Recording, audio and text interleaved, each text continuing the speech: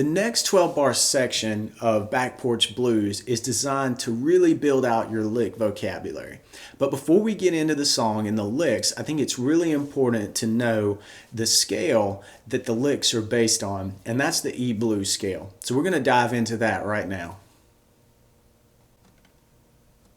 Each scale is based on a set pattern of notes, and that's what gives each scale its own unique sound. It makes the major scale different from the minor scale, which is different altogether from the blues scale. So we want to focus right now on building out the blues scale, and we'll do this in the context of E, since we're going to really look at some E blues-based licks in the next video.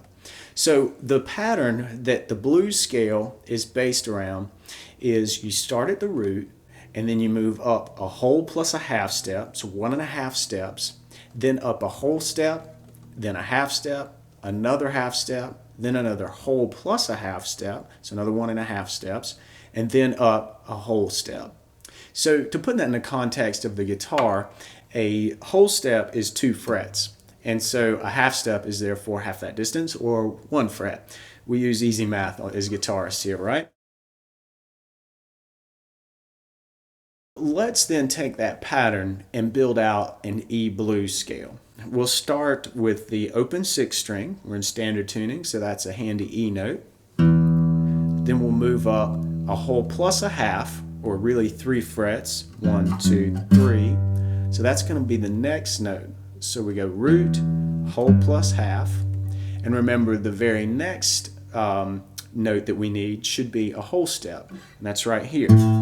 Moving up 2 frets, then we have a half step, another half step, another whole plus half, so up 3, 1, 2, 3, that's the 10th fret, and then finally we arrive back at the octave, or the root, just an octave higher, by doing another whole step, 2 frets up. Okay, so here are the notes. We've got the open 6, 3rd fret, 6th string, all of this is on the 6th string. Then we've got the 5th fret, 6th fret, 7th fret, 10th fret, 12th fret.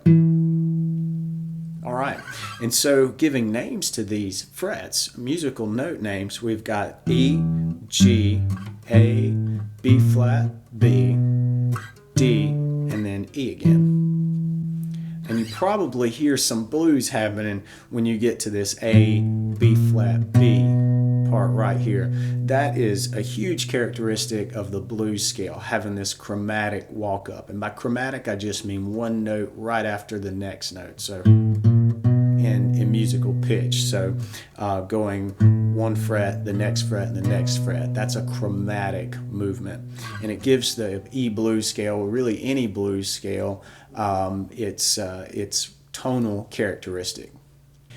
Here's something that really gave me some trouble when I started learning my scales and trying to connect what I was reading in the book and on the internet about all these different ways to play a scale across the fingerboard, up the fingerboard, and it really just started to confuse me. But when you get down to it, the scale, and in this case the blues scale, is just 7 notes. The E blues scale is and always will be an E, a G, an A, B flat, B, D, and then an E. That's it. Just those 7 notes. And it doesn't matter where you choose to play those 7 notes on the fretboard, those are the ones that are in the E blues scale. And that's why I like to connect the idea of a scale, especially when I'm learning a new scale. I like to connect that with this one string approach like we just did. You really get to see the distance between the notes and really hear the function of each note along the way. Remember how we paused on this little bit? You know, it's just really easy to see that those notes are right next to each other and that it is truly a chromatic movement. So, and there are other things, other benefits that I really believe in, which make me want to learn scales using a 1-string approach.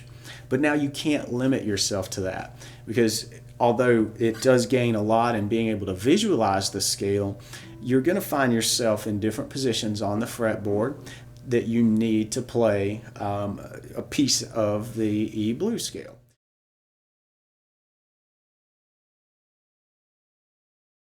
So a great next step is to work across the strings. And we can do that by choosing those same notes. And we'll start out with the open 6th string, the 3rd fret, 6th string, and here instead of moving our hand up, we can just stay in this position and grab the A note, the open 5th string, the B flat, the B, the D, and the E. So that's it, the same 6 notes as when we go up the string.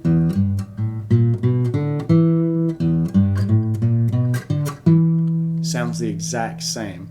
And that's the key that I really want to bring out, is that you're doing the same thing just in a different spot on the fretboard.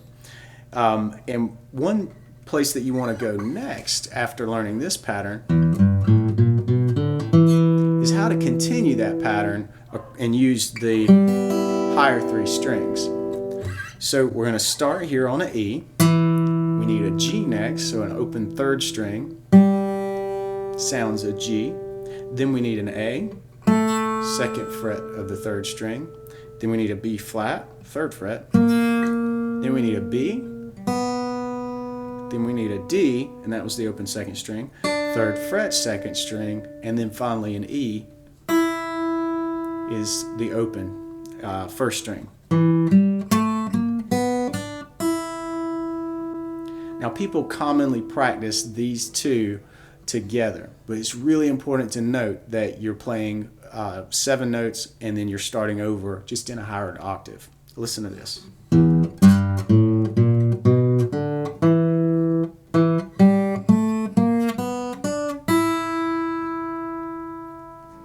I've put together a practice guide for you that runs through the scale using the 1-string approach, but then also using the across the string approach. And I think this is a really good guide to get familiar with the E blues scale, the notes that are in the scale, and the overall sound of each note, because each note has its own little function in the scale.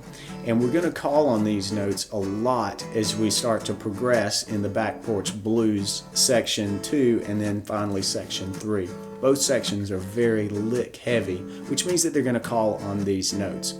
So practice up using this guide, and when you get familiar with the scale, that's going to make the next 2 sections of the song a whole lot easier to grasp. But once you're ready, I'll see you in the next video.